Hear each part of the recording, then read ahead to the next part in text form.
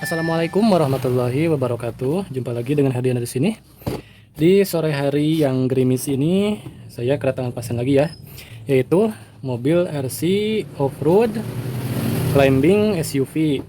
Mobil RC ini mereknya dari Radar ya, dan di sini tertulis 4WD Cross Country. Dan untuk frekuensinya ini sudah 2,4 GHz ya. Jadi kalau dimainin bersama-sama, jadi gak akan bentrok ya untuk sinyalnya.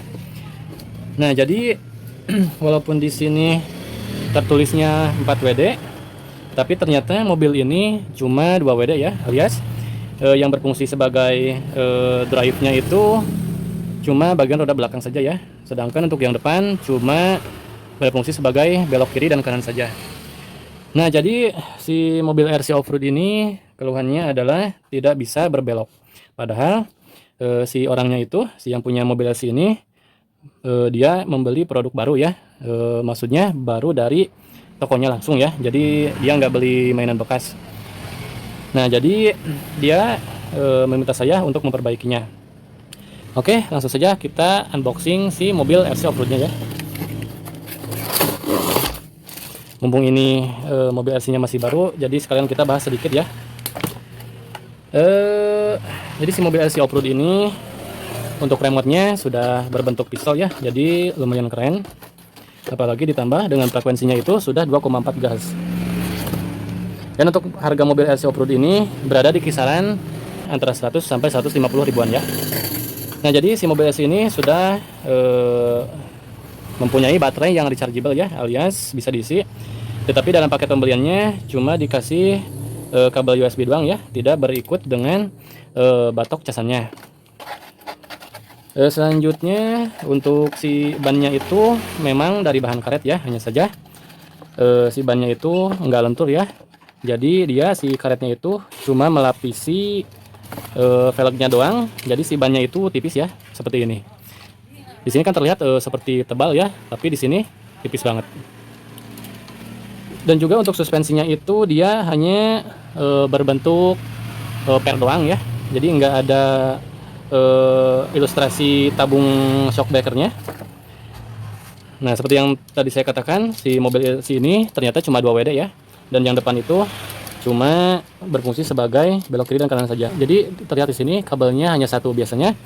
Kalau yang 4WD itu kabel di bagian depannya itu ada dua. Yang satu berfungsi untuk mengatur belok kiri dan kanan, yang satu lagi untuk mengatur drive maju dan mundur.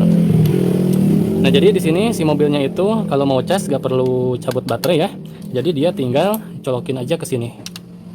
Jadi praktis, gak perlu buka-buka kotak baterai lagi. Dan selanjutnya di sini dia ada lampunya ya. Kita coba tes, kita switch on. Nah, jadi dia bericak berinong ya. Itu. Jadi lampunya di sini di bagian kiri dan di bagian kanan juga ada ya. Dan juga di bagian bodinya juga ada lampunya. Nah, jadi kekurangannya itu cuma dia belum 4WD ya. Saya kira karena di sini tulisannya 4WD, saya kira mobilnya juga 4WD, tapi ternyata enggak. Nah, oke, kita langsung ke inti permasalahan ya. Jadi si mobil ini tidak bisa berbelok. Kita tes dulu ya, kita masukkan baterai ke remote-nya.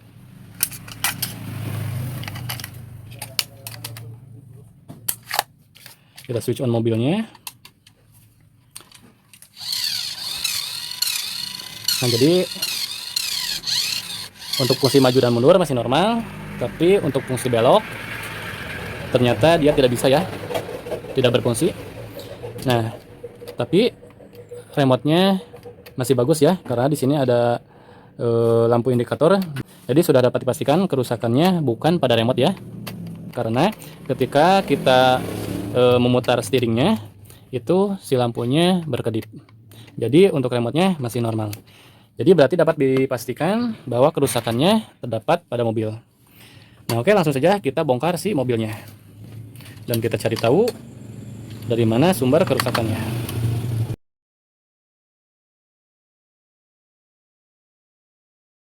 Kita buka bodi dan dapat terlihat di sini ternyata benar aja si kabel warna putih ini yang berfungsi sebagai pengatur servo untuk belok kiri dan kanannya tidak tersambung.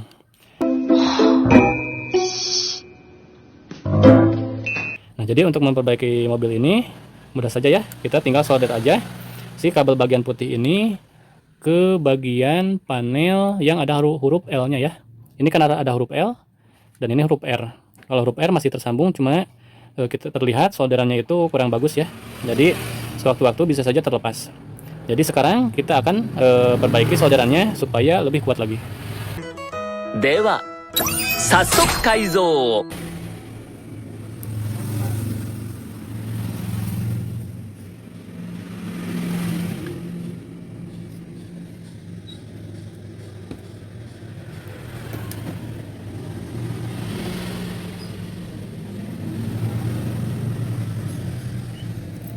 Alhamdulillah untuk penyolderan orang sudah selesai ya. Sekarang kita akan coba tes untuk fungsi beloknya. Mudah-mudahan berfungsi kembali ya. Kita switch on